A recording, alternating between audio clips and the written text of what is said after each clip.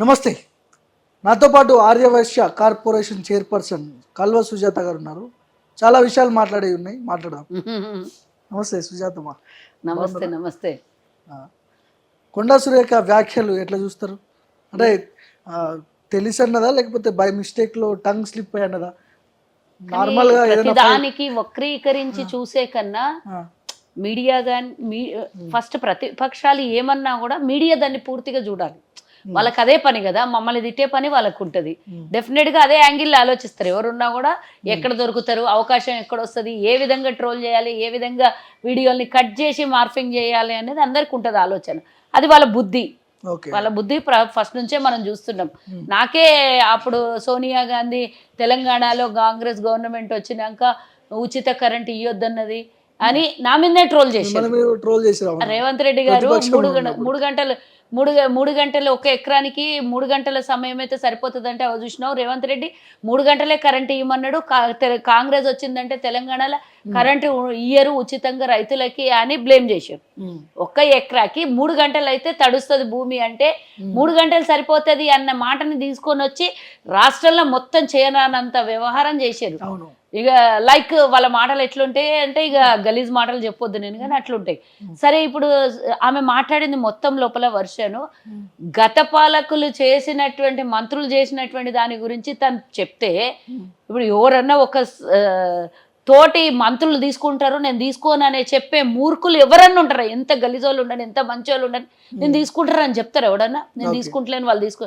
కానీ పూర్తి వీడియో చూడకుండా, పూర్తి వీడియో వినకుండా అవసరం ఉన్న దాన్ని కట్ చేసి మార్ఫింగ్ చేయడం అనేది వాళ్ళకే చెల్లుతుంది. అది బీజేపీ బీఆర్ఎస్ దాంట్లో దిట్టలు.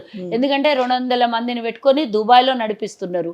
తెలంగాణలో కావాల్సినంత డబ్బు ఉంది, చల్లి ఎట్లా అంటే అట్లా చెయ్యొచ్చు, వైరల్ చేయొచ్చు. అది తప్పించి ఇంకేం వస్తుంది వాళ్ళకి? మీరు కూడా అధికార పార్టీ కదా, తెలంగాణలో అధికారంలోకి వచ్చి 2 సంవత్సరాలు దాదాపు 17 నెలలు 18 నెలలు అవుతుంది. సో బట్ ప్రతిపక్షం పార్టీలు సోషల్ మీడియాని హ్యాండిల్ చేసినట్టు మీరు ఎందుకు హ్యాండిల్ చేయలేకపోతున్నారు? అంటే ఒక జర్నలిస్ట్ గా నిన్ను అడుగుతున్నా, అబద్ధాల ప్రచారం చేయమంటే చెప్పండి. అంటే మేము పని చేస్తాం, ప్రచారాలు చెయ్యం. అబద్ధాల ప్రచారాలు మాకు అవసరం లేదు. సో వాళ్ళు అన్నారు, కార్యకర్తలు ధీటుగా జవాబు చెప్తారు, వాళ్ళు అన్నారని చెప్పేసి దాని మీదే కూర్చొని మిగతా పని ఇచ్చేయమంటే వాళ్ళకి ఇద్దరికి ఏం పని ఉండదు. జరుగుతుంది కదా మీ మీద. ఎందుకు జరుగుతుంది? అందరికి ట్రోల్స్ చేసేది తన ఎక్స్ప్లెనేషన్ ఇచ్చింది. మీలాంటి వాళ్ళు అడిగినప్పుడు మేము సమాధానం చెప్తున్నాం. ఆల్రెడీ సోషల్ మీడియాలో ఎంత చేయాలని అంత చేయాలి, కానీ 24 గంటలు నక్కను పట్టుకొని నాగలోకం ఏరినట్టు అయిపోతుంది. ఇది తప్పించి ఇంకోటి ఏం లేదా? మనకు పని చేయాలన్నా లేదా? వాళ్ళు ట్రోల్ చేస్తున్నారని చెప్పి వాళ్ళకు మేము 10 మందిని ఎంప్లాయ్మెంట్ పెట్టుకొని వాళ్ళని ఇది విధంగా మేపమంటే చెప్పండి.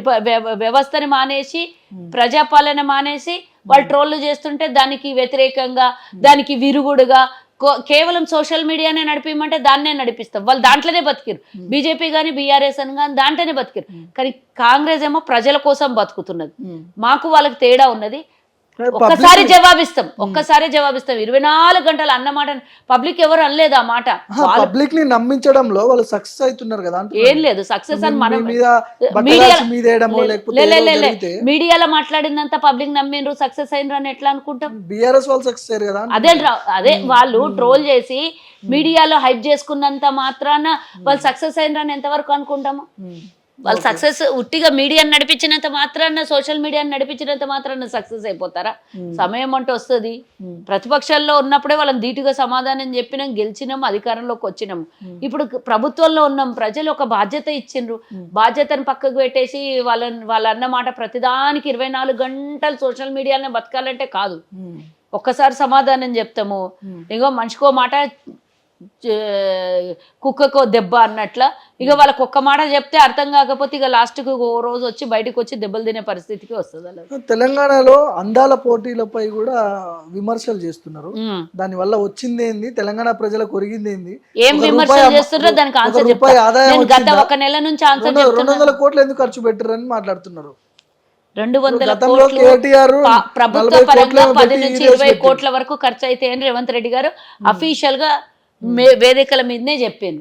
మరి 200 కోట్లు అన్నప్పుడు స్పాన్సర్స్ చాలా మంది ఉంటారు. ఇలాంటివి జరుగుతున్నాయి అంటే డెఫినెట్గా స్పాన్సర్స్ వస్తారు. స్పాన్సర్స్ జరుగుతున్నాయి.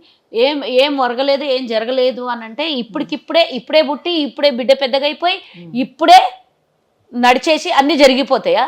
ఇప్పుడు ప్రపంచ దేశాలు అంటే అన్నిటినీ ప్రతి ఒక్కటిని రూపాయి పెడితే 1000 కోట్లు సంపాదించాలే ఆలోచన కేసీఆర్ తత్వం అయితే, కాంగ్రెస్ తత్వము ప్రపంచ దేశాలకి తెలంగాణ టూరిజాన్ని చూపించగలుగుతున్నాము, హెరిటేజ్ని చూపించగలుగుతున్నాము, తెలంగాణ సంస్కృతి, తెలంగాణ కట్టుబాట్లు, తెలంగాణలో ఉన్నటువంటి ప్రతి ఒక్కటి కూడా ప్రపంచ దేశాలు చూడగలుగుతున్నాయి.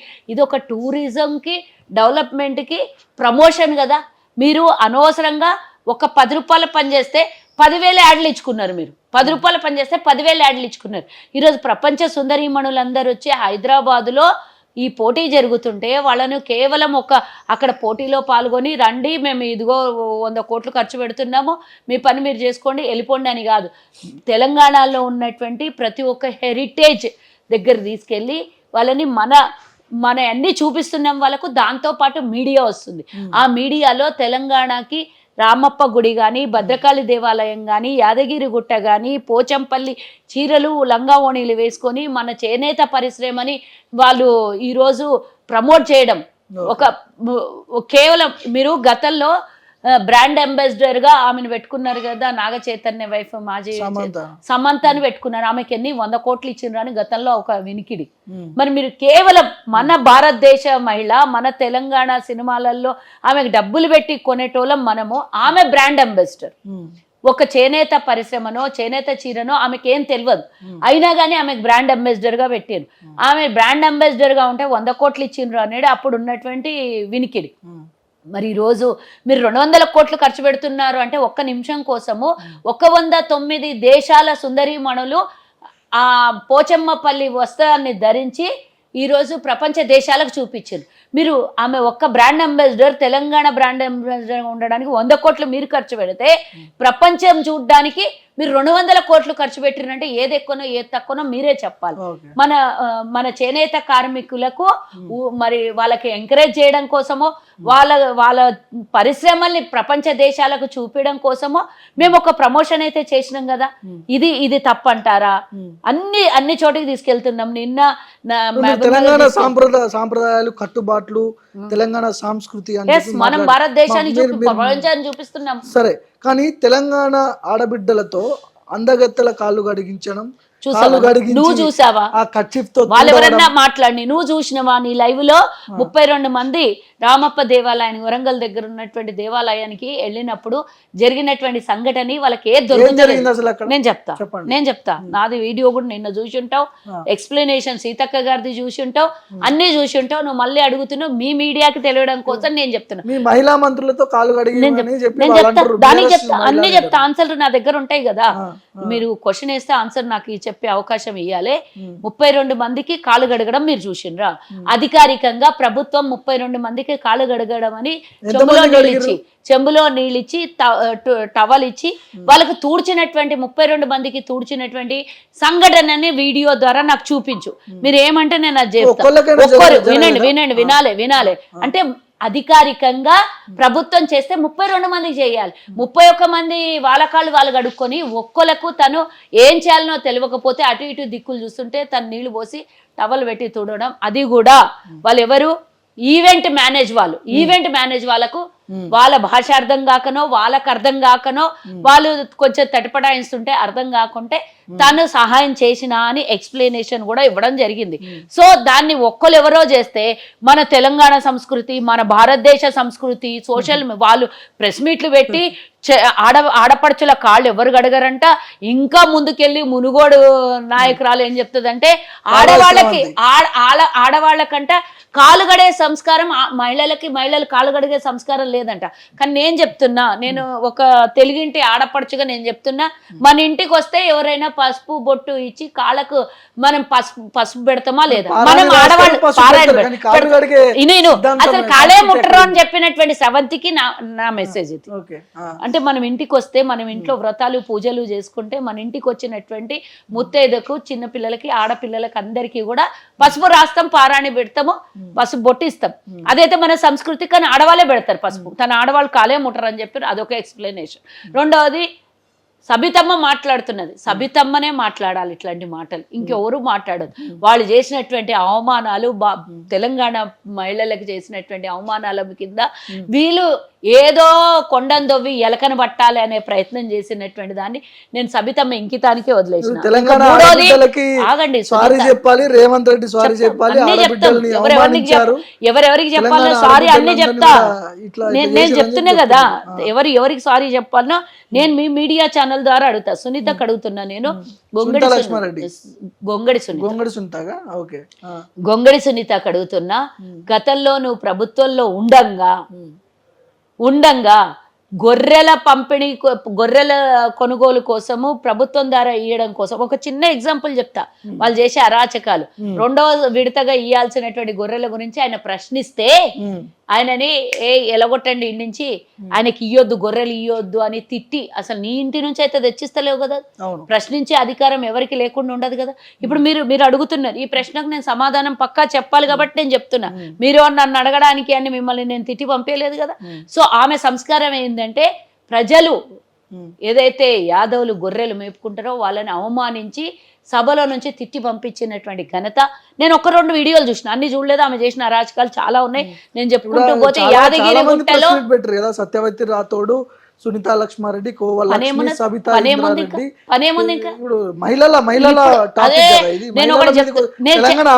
నేనేం చెప్తున్నా ఒక్కొక్కరికి చెప్పని మాట్లాడట్లేదు కదా వాళ్ళు, ఆడబిడ్డల గురించి.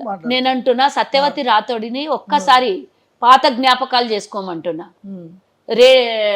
ఇదేది సింగరేణి కాలనీలో చనిపోయినటువంటి 6 ఏళ్ల పిల్లకి మానభంగం చేసి చచ్చిపోయిందా? హైదరాబాదు, తెలంగాణలో ఎంతో మంది ఆడపిల్లలు మానభంగం చేసి, ఎంతో మంది సామూహికంగా మానభంగాలు చేసి చంపిన దాఖలాలలో కనీసం వీళ్ళెళ్ళి పరామర్శించలేదు. ఈరోజు ఇంకా ఇది పెద్దగా ఏదో జరిగిపోయింది, ఏమో భారతదేశానికి, తెలంగాణకి, ఆడపడుచులకి అయిపోయింది, ఏమేమో చేసేసింది తెలంగాణ ప్రభుత్వం అని అందరు ప్రెస్ మీట్లు పెడుతున్నారు. ఆ రోజు ఏమైందమ్మా, మీరు ప్రభుత్వంలో ఉన్నప్పుడు ఎంతో మంది ఆడపిల్లలు మానభంగానికి గురయ్యి చచ్చిపోతే ఉనికి లేకుండా మీరు కానీ, మీ ముఖ్యమంత్రి కానీ, మీ మహిళా నాయకులు కానీ ఒక్కరు కూడా బయటకు వచ్చి మాట్లాడలేదు. ఈరోజు వచ్చి చిన్నదాన్ని గోరంతని కొండంత చేసి చూపించి దీన్ని క్షమాపణ చెప్పాలి అని సోనియా గాంధీ గారికి లెటర్లు రాసి ఏం చేస్తున్నారు? పిచ్చి పట్టిందా? దయ్యాలు ఏమన్నా దయ్యం పట్టిందా? ఏమన్నా తీసుకొని పోయి ఆ దయ్యాలు ఇడిచిపించేటోళ్ళ దగ్గర పోయి ఆ భూత పిశాచాలు ఇడిపిస్తాడు చూడు, చీపిరిగట్ట జాడుకట్ట పెట్టి, అట్లాంటివి ఏమైనా కొట్టి ఇడిపిస్తేనన్నా వీళ్ళకి మంచిగా ఉంటుంది. అధికారం పోయినాక విచక్షణ జ్ఞానాన్ని కోల్పోతున్నటువంటి వీళ్ళకి నేను ఒక సమాధానం చెప్తున్నా. వీళ్ళిద్దరు ఏమన్నారు, 2 మంత్రులు ఉన్నారు కదా, వాళ్ళ చేతిలో కాళ్ళు గడిగించాలి అంటారు. ఈ సునీతా రెడ్డి ఎవరైతే ఆమెనే గొంగడి సునీతారెడ్డిని అడుగుతున్నా, దొరల పాలనలో బతికి దొరల గడిలో నేర్చుకున్నటువంటి సంస్కృతిని నువ్వు ఈరోజు ఒక గిరిజన ఆదివాసీ మహిళ చేత కాళ్ళు గడిగిచ్చు అంటావు. ఒక బీసీ మహిళా మంత్రి ద్వారా మెన్షన్ చేయలేదు కదా, 2 మంత్రులు. ఇంకెవరున్నారు? 2 మహిళా మంత్రులు అంటే వేరే ఉన్నారా? కొండా సురేఖ ఉన్నది. మరి నేను 2 గురించి చెప్తున్నా, సీతక్క గిరిజన ఆదివాసీ మహిళ అంటే మీకు ఎంత చులకన? గిరిజనులు, ఆదివాసులు, బీసీలు అంటే ఎంత చులకన? వాళ్ళిద్దరి చేత కాళ్ళు గడిగిచ్చు అంటే అక్కడ జరిగింది ఒకటి. మీరు అంటే మీ కడుపులో ఉన్న కష ఏంటంటే, మేం చేయకపోతే మాకు ఈ అధికారం లేకపోయే ఆ 2 మంత్రులకి ఈరోజు ఈ క్రెడిట్ దక్కబట్టే ఆ మహిళా మంత్రులు ఈరోజు ఇంతమంది ప్రపంచ సుందరి మణులతోని అన్ని చోట్ల పాల్గొంటున్నారు, వాళ్ళు ఇంత మంచి కార్యక్రమాన్ని చేస్తున్నారు. ముఖ్యమంత్రి రేవంత్ రెడ్డి గారు మహిళలకు అంత ప్రాధాన్యత ఇస్తున్నారు, మేము అందులో లేకపోతే కదా, మా ముఖ్యమంత్రి చేయలేకపోయే కదా గతంలో అని కడుపులో అక్కసుతోని, కడుపులో కసితోని ఈరోజు వాళ్ళ మీద ఏడుపు తప్పించి, మీకు నిజంగానే వాస్తవాలు ఉంటే 32 మంది కాళ్ళు గడిగింది. అధికారికంగా చేస్తే 32 మందికి గడగాలి కదా. ప్రభుత్వం నిర్ణయం తీసుకుంటే 32 మంది కాళ్ళు గడగాలి, 32 మందికి టవల్ పెట్టి తుడవాలి. ఏది కూడా మీరు అది పూర్తిగా మీడియా ఊకుంటుండేనా? మేము అట్లాంటివి చేసింటే మీలో ఊరుకుంటుండేనా? వైరల్ చేసి బ్రేకింగ్ అనేస్తుండే, ఆ బ్రేకింగే కనబడలేదు, వీళ్ళు బ్రేక్ చేస్తున్నారు దాన్ని. నేనేమంటున్నా అంటే, సిగ్గు శరం ఇడిచేసి ఒక బీసీ గిరిజన ఆదివాసీ మహిళల్ని అవమానించాలని వాళ్ళ మీద కంకణం పట్టుకొని ప్రతిరోజు ఎప్పుడైతే మేము ప్రభుత్వంలోకి వచ్చినామో అప్పటి నుంచి వాళ్ళిద్దరిని టార్గెట్ చేసారు వీళ్ళు. ఎందుకంటే తొలి తెలంగాణ ఏర్పడిన తర్వాత మహిళా మంత్రులకు దిక్కులేనటువంటి కేబినెట్ ఆ రోజు. ఈ రోజు రేవంత్ రెడ్డి గారు ఒక బీసీ మహిళకు, ఒక ఆదివాసీ మహిళకు న్యాయం చేసి వాళ్ళని ఈరోజు క్యాబినెట్లో కూర్చోబెడితే మీరు వాళ్ళకి ఇచ్చినటువంటి గౌరవం ఇది.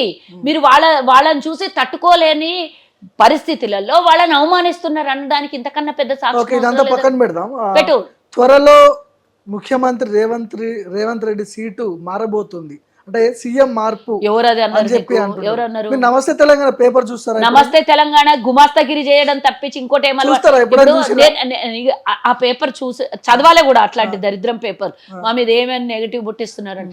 నమస్తే తెలంగాణకు 30 మంది ఎమ్మెల్యేలు రేపు పొద్దున జాయిన్ అయిపోతున్నారనే న్యూస్ కూడా వచ్చింది. మట్టి విక్రమార్కకి రేవంత్ రెడ్డికి గ్యాప్ వచ్చిందంట. హైకమాండ్ కూడా స్థానిక సంస్థల ఎన్నికల తర్వాత హైకమాండ్ కూడా బట్టి విక్రమార్క ఇంటికి డిన్నర్ కన్నా రేవంత్ అన్న ఇంటికి డిన్నర్ కన్నా పోయినా నమస్తే గుమాస్తా తెలంగాణ పేపర్ కూడా ఏమన్నా ఎండి లేకపోతే పేపర్ లోకల్ ఎలక్షన్స్ తర్వాత సీనియర్లకు మాట ఇచ్చిందంట హైకమాండ్, సీఎం మారుస్తామని చెప్పి. అవునా? సీఎం పదవి ఏమన్నా సోనియా గాంధీ గారికి రోజు ఫోన్లు చేస్తుండ్రేమో, అట్లనా నాకు అనుకోరాదు. పోయి నువ్వు వాళ్ళ దగ్గర అడిగితే బాగుంటుంది. నువ్వు పోయి అన్న చూసి ఉండాలి, లేకపోతే నిజంగా అట్లాంటి గ్యాప్ ఉందా అని వాళ్ళిద్దరి మధ్యన లేదు చెప్తున్నా. మాకే తెలియని విషయాలు వాళ్ళకి తెలిసి వాళ్ళ పేపర్ అమ్ముడు పోవాలంటే ఏదన్నా ఒకటి రాసుకోవాలి. ఆ పేపర్ అమ్ముడు పోవడానికి కాంగ్రెస్ మీదనే పడతారు కానీ సమస్యల మీద, వ్యవస్థ మీద, ఇంకేదన్నా సబ్జెక్టు మీద మాట్లాడే అవసరం వాళ్ళకి చేతనైతే లేదు. ఇది తప్పించి ఇంకేం మాట్లాడుతారు చెప్పు? వాళ్ళు 24 గంటలకు ఇదే కదా మాట్లాడు. ఎంతసేపు మా మంత్రివర్గం మీద, మా ప్రభుత్వం మీద, ప్రభుత్వం కూలిపోతుంది మేము వస్తాం, మంత్రులు మారుతుర్రు ఇంకొకరు వస్తారు, ముఖ్యమంత్రిని మారుస్తారు ఇంకోరు వస్తారు. ఇవి తప్ప ఇంకోటి లేదా? ప్రజలకు ఒకసారి ఆశీర్వాదం ఇచ్చిన తర్వాత ఒక పార్టీకి వాళ్ళు పరిపాలన చేస్తారు. మా అంతర్గతంగా ఏమైనా వ్యవహారం ఉంటే మాకు అధిష్టానం ఉంది, మేము చూసుకుంటాం కదా. మీరెందుకు వాగులకు పోయి ఇళ్ళకి వస్తున్నారు? నాకు అర్థమైతే ఎవరిని మారిస్తే మీకు వచ్చేదేంది? ఎవరిని మంచిగా చూసుకుంటే మీకేంది? ఎవరు ఉంటేనే మీకేంది? ఎవరు లేకుంటే మీకేంది? మీకు కావాల్సింది, మీ ప్రజలకు కావాల్సింది పరిపాలన. రేవంత్ రెడ్డి గారిని ఆశీర్వదించి ఈ రోజు ముఖ్యమంత్రి చేసింది మా అధిష్టానము. వాళ్ళకి లేనటువంటి దురద, కత్తికి లేనటువంటి దురద కందకేంద్ర బాబు మీకెందుకురా? మా నాయకులకు లేదు, మా పార్టీకి లేదు, మా అధిష్టానికి లేదు, మీకెందుకు? కావాలని కట్టె పుల్లలు పెట్టి, కాళ్ళ పుల్లలు పెట్టి గెలుకుడు తప్పించి మంత్రిత్వ శాఖల్లో రేవంత్ రెడ్డి ఏలు పెడుతున్నాడు. ఎవరి శాఖల్లో వాళ్ళు ఏమన్నా కేసీఆర్ పాలన అనుకున్నావా? మా దగ్గర ఎవరి మంత్రిత్వ శాఖ వాళ్ళు పనిచేసుకుంటున్నారు. ప్రతి మంత్రిత్వ శాఖకి గౌరవిస్తాడు రేవంత్ రెడ్డి గారు. గతంలో కేసీఆర్ ఒక్కడే, ఈ రోజు రేవంత్ రెడ్డి ప్లస్ మంత్రులు. అప్పుడు అంతా క్యాబినెట్ మొత్తం కలిపితే కేసీఆర్. కూసో అంటే కూసోవాలి, లేవ్వంటే లేవ్వాలి, పొమ్మంటే పోవాలి, రమ్మంటే రావాలి. ఈ రోజు అట్లా కాదు కదా. అందరు కలిసి ఈ రోజు ప్రభుత్వాన్ని ఏ విధంగా అయితే ప్రజలు ఎందుకున్నారో అంతా క్యాబినెట్ కలిస్తే ముఖ్యమంత్రి అలాంటి ఫ్రీడమ్ ఇచ్చిండు కాబట్టి ఎవరి పనులు వాళ్ళు చేసుకుంటున్నారు. చివరిగా మిమ్మల్ని ఒక ప్రశ్న అడుగుతాను. అడుగు. ఎన్నెన్న social media BRS social media మీ పార్టీ సోషల్ మీడియా కంటే చాలా యాక్టివ్ గా ఉంది. మళ్ళీ అదే అడుగుతావు. పనికి పాట లేని వాళ్ళు, వాళ్ళు డబ్బులు బాగా తెలంగాణ ఉన్నారు. నేను ఒకటి చెప్తాను, అధికారంలో చేసుకోలేకపోతున్నారు. సమాచారం పోతున్నది. మేము చేస్తలేదా? ముఖ్యమంత్రిని తిట్ల మీరు వింటున్నారా? చెవుల నుంచి రక్తాలు కారుతున్నాయి. అట్లా తిడుతున్నారు. వాళ్ళే తిడుతున్నారు. తిడుతున్నారో పబ్లిక్ అది తిడుతున్నారు కదా. డిఫెండ్ చేసుకోలేకపోతున్నారు. డిఫెండ్ అంటే ఏం చేయాలి? డిఫెండ్ అంటే ఏం చేయాలి? మీరు మాట్లాడుతున్నారు, మేము ఆన్సర్ ఇస్తున్నాము. మీరు మాట్లాడుతున్నారు, అడుగుతున్నారు, మేము ఆన్సర్ ఇస్తున్నాం. 24 గంటలు దాని మీద ఉండడం మా వల్ల కాదు. దానికోసమే పనిచేయడం మా వల్ల కాదు. కేవలం సోషల్ మీడియానే నడుపుకొని ప్రభుత్వంలో లేనిది ఉన్నట్టుగా, ఉన్నది లేనట్టుగా చూపించే మాయాజాలం మాకు అవసరం లేదు. మేము ఏం చేస్తున్నాం? ప్రజలకు అది చూపిస్తున్నాము. ఎవడు ఎన్ని తిట్టినా తీసుకున్న లబ్ధి పొందిన నీకు తెలుస్తుంది, ఇచ్చిన నాకు తెలుస్తుంది. ఎవడో ఏదో తిట్టిపించిండు, గాలి వార్తలు రాసినట్టు గాలి మాటలు మెసేజ్లు పెట్టిస్తే అది రూపాయి నెత్తి మీద పెడితే 10 పైసలకు కూడా పనికిరానటువంటి వెధవలు సోషల్ మీడియాలో మాట్లాడతారు. చట్టపరమైన చర్యలు తీసుకోవచ్చు కదా. తీసుకుంటాం, టైం వచ్చినప్పుడు అన్ని తీసుకుంటారు. 24 గంటలు దాని మీద సోయి పెట్టి 24 గంటలు వాళ్ళ మీద పెట్టాల్సినటువంటి బాధ్యత మాకు అవసరం లేదు. నేను పదే చెప్తున్నా. ముఖ్యమంత్రి గతంలో కూడా సోషల్ మీడియా ద్వారానే అధికారంలోకి వచ్చాం అని చెప్పి చాలా తర్వాత ట్యూబ్ గాళ్ళు, యూట్యూబ్ గాళ్ళు అని చెప్పి మీ ముఖ్యమంత్రి దానికి మీకు బెనిఫిటా లాసా నాకు చెప్పు. ఇప్పుడు ఎవరో వచ్చి వాడు రికగ్నైజేషన్ కాదు, జర్నలిస్ట్ కాదు, ఎవడు పడితే వాడు వచ్చి అనాథరైజ్డ్ గా నడిపించుకుంటూ వ్యవస్థనంతా పాడు చేస్తుంటే అందులో భాగస్వాములు మీకు కూడా బాధ్యత ఉంటది కదా, బాధ కలుగుతుంది కదా. అరే జెన్యున్ గా పనిచేసేటోళ్ళు మమ్మల్ని అందరు తిట్లాల్సి వస్తుంది, ఈ విధమైనటువంటి అరాచకం కనబడుతూ ఉంటే జెన్యున్ గా పనిచేసేటోనికి వాల్యూ లేకుండా పోతున్నది అనే వ్యవస్థ మీద బాధ మీకు కూడా బాధ అవుతుందా లేదా? జెన్యున్గా ఎవడు పనిచేస్తాడో వాళ్ళకి ఎంకరేజ్ చేస్తున్నారు రేవంత్ రెడ్డి. అడ్డమైన వెధవలంతా వచ్చి అనాథరైజ్డ్ గా మీ దాంట్లలో దూరి అందరినీ ఇబ్బంది పెడుతుంటే వాళ్ళని అందరినీ ఏరిపేయాల్సిన బాధ్యత ఒక ప్రజానాయకుడిది. ముఖ్యమంత్రి తండ్రి స్థానంలో కూర్చున్న రేవంత్ రెడ్డిది అవునా కాదా చెప్పున. మీరు అందరు సపోర్ట్ చేసిందంటే స్వచ్ఛందంగా వచ్చిండ్రు. ఈరోజు వాళ్ళు డబ్బులు తీసుకొని ప్రభుత్వాన్ని పని కట్టుకొని తిట్టడము. ఇప్పుడు ఏమంటున్నావు, నువ్వేమంటున్నావు, సోషల్ మీడియా మీద పనిచేస్తలేదు అంటున్నావు. అట్లాంటి సోషల్ మీడియా పని చేపియాలన్నా చెప్పు మేము. అలాంటి అనాథరైజ్డ్ వ్యక్తుల్ని తీసుకొని వచ్చి కుటుంబాన్ని, భార్యని, తల్లిని, చెల్లిని రోడ్డు మీదకి ఇడిచేటటువంటి వెధవలు మీకు ఇప్పుడు మమ్మల్ని మేము తిట్టిననుకో, ప్రతి ఒక్కళ్ళం కూడా పనికి మాలిన చెత్త యూట్యూబ్ గాళ్ళని అందరు కలిసి మమ్మల్ని అవమానిస్తున్నారని తిడితే అందరికి వస్తుందా లేదు? వాళ్ళ మీద చర్యలు తీసుకోవాలన్నా లేదా? చర్యలు తీసుకుంటేనే మీలాంటి వ్యవస్థ బతుకుతుంది. లేకపోతే జర్నలిస్టులు కాని వాళ్ళందరూ కనీసం రికగ్నైజేషన్ లేనివాడు, కనీసం రిజిస్ట్రేషన్ లేనివాడు ఎవడు పడితే వాడు వచ్చి అందరి మధ్యలో దూరి నేను కూడా మీతో సమానం అంటే మీకు ఏడగాలుతుంది చెప్పండి నాకు? కాలుతుందా కాలదా? బాధ అవుతుందా లేదా? మరి అట్లాంటి వాళ్ళు మీలాంటి వాళ్ళు జెన్యున్ గా పనిచేసే వాళ్ళు బతకాలంటే అట్లాంటి గంజాయి మొక్కలను ఏరేయాలన్నా వద్దా? రేవంత్ రెడ్డి గారు చేసినటువంటి ఆ పనిని మీరు చెడు అంటే ఇక మేమేం చేయలేము. Okay, thank you madam, thank you. ఇది కల్వ సుజాత గారితో స్పెషల్ ఇంటర్వ్యూ.